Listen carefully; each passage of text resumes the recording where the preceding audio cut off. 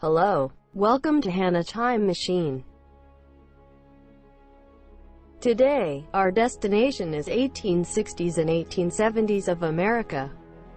Before you leave, there's one thing you should keep in mind. America in the 1860s and 70s is very dangerous due to slavery and the Civil War. So, if you want to enjoy the time travel, you have to attend 5 lectures of each professor. Are you ready? Then, the first lecture of Dahi Choi will start in 5 seconds. 5, 4, 3, 2, 1. Just feel seeing the slaves working so hard under the burning sun. Me, the economist Robert Volcker, would like to introduce the background of slavery in Southern America, focusing on the productivity of the black slaves. So, before moving on to the profound analysis about the slavery, let's think about the reason why black slaves were exploited in Southern America for a few decades. Intuitively, a business that uses slaves should be profitable.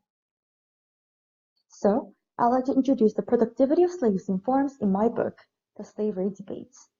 I compare the productivity between the northern and southern farms in the 1860s, and the table shows the productivity of the southern slave farm with the assumption that the productivity of the north is 100. We could see that the south was 34% more productive than the north, as shown in the table below. In particular, if only slave farms in the south were separately compared, the productivity gap widens to 40%. Then here comes one question. Why are the unfree slaves so productive? Me and Angerman looked at the records of the slave labor and found that the productivity of the slave farms was higher than that of the free folk farms. The causes we found were the distribution of slave labor and the productivity of the individual slaves. First of all, if you look at the allocation of the slave labor, you can see that on the slave farm, the right combination of crops was chosen to avoid a surplus in slave labor on a yearly basis, and this was in order to prevent a plain slave. 2 crops of different farming seasons were selected for cultivation on slave farms. Cotton and corn were the most suitable pair. Corn has the advantage of being able to seed faster than cotton, and the harvest season is flexible. And the second is that the ability of individual slaves were evaluated and also placed in the most suitable labor.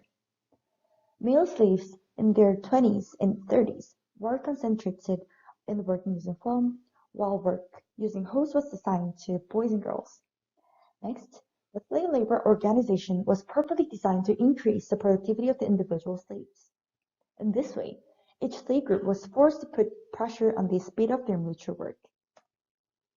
So in conclusion, the owners used the black slaves to increase the productivity of various ways to enhance their individual productivity.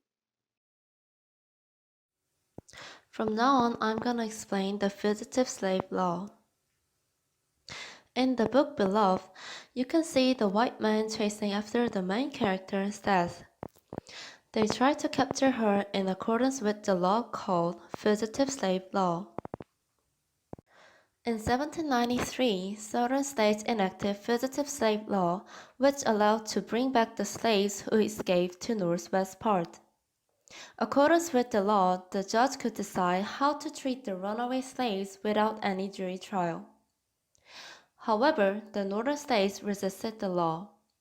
So Indiana and Connecticut states held jury trials for fugitives. Also, some people built the Underground Railroad and helped many slaves to escape. Then the people in the southern states wanted more practical and stricter law. As a result, in 1850, the new fugitive slave law was enacted. It consisted more detailed and powerful clauses. First, people who didn't arrest a runaway slave was liable to a fine of $1,000. Second, the suspected slave could not ask for a jury trial or testify on his or her own behalf. Third, any person who helped the fugitive was imprisoned for 6 months or had to pay a $1,000 fine. Fourth, people who captured a fugitive slave was entitled to a bonus or promotion of their work. Here, I'd like to introduce two systems in American slavery, as those slaves had no value as human. The intrinsic value as a labor made one slave as property. During the slavery term in America, most courts applied laws for property to slavery precedent. Here comes the first example, a judicial precedent. This slide shows a judgment applied on slavery taxation in Richmond in 1891. It says personal property should be taxed, so items such as horses, gold watches, pianos, and slaves should also be taxed. Also, considering the inflation, the value of slaves rose, which exceeded the limit of their taxation value. Second system was the one introduced in Europe, applying criminal damage on a slave. The mother who killed her son would be able to be punished as murder crime. However, the baby was not a person but a property. She was punished as criminal damage. What is irony, the mother should also considered as a property. In this idea, she would not punish it because a property has ruined a property. Hi, I'm Dodam Kim, the history scholar, to tell you guys about the American Civil War and the emancipation of slaves. The American Civil War was a civil war fought in the United States from 1861 to 1865 between the North, the Union, and the South, the Confederacy. The Civil War began primarily as a result of the long-standing controversy over the enslavement of Black people. America's anti-slavery movement first appeared at 18 centuries from the North. Then why does the North and South have different opinions for slavery? Because while the northern part of the country was no longer need for slavery through industrialization, urbanized, and productive firms during the 1860 period, the southernmost states were still dominated by plantation based on slave labor.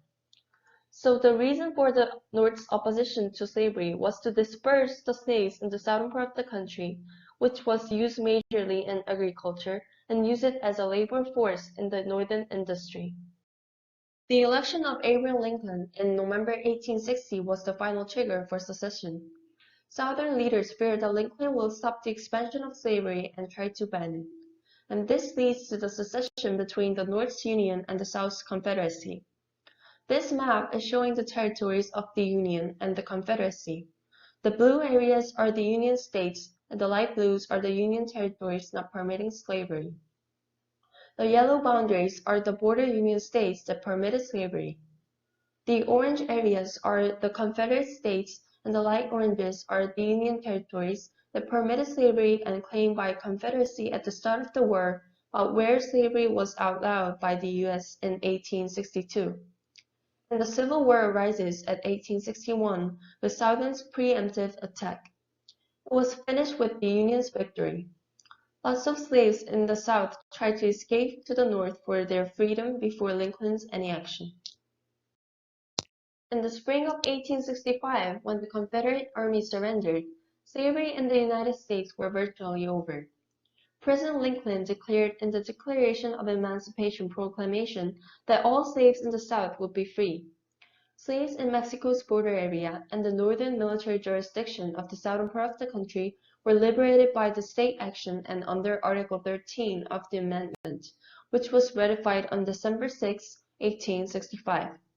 About 4 million black slaves were freed between 1861 to 1865. Finally, slavery was abolished in 1863, and black people lived happily ever after. Well, did they? From now on, let me introduce you to black discrimination system still existed in the 19th and 20th century, even after the slavery was abolished. After the Civil War in 1865 and 1866 in the southern United States, a law called Black Codes was passed by whites in order to continue their political dominance over newly freed African Americans.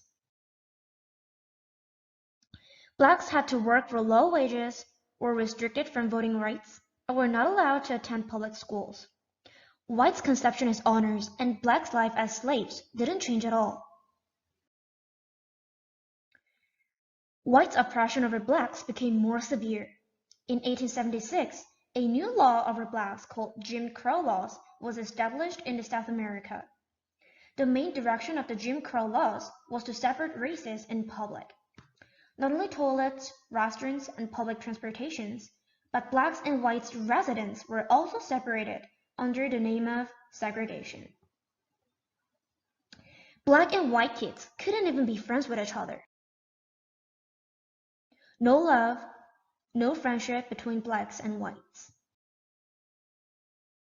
Like this, even after slavery was abolished, the discrimination has been continued until now, 21st century.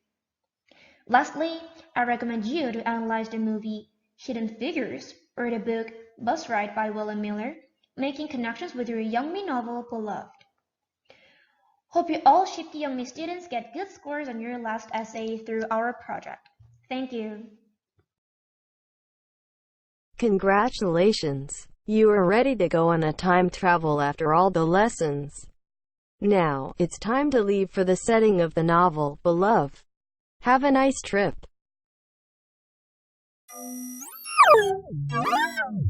Wow.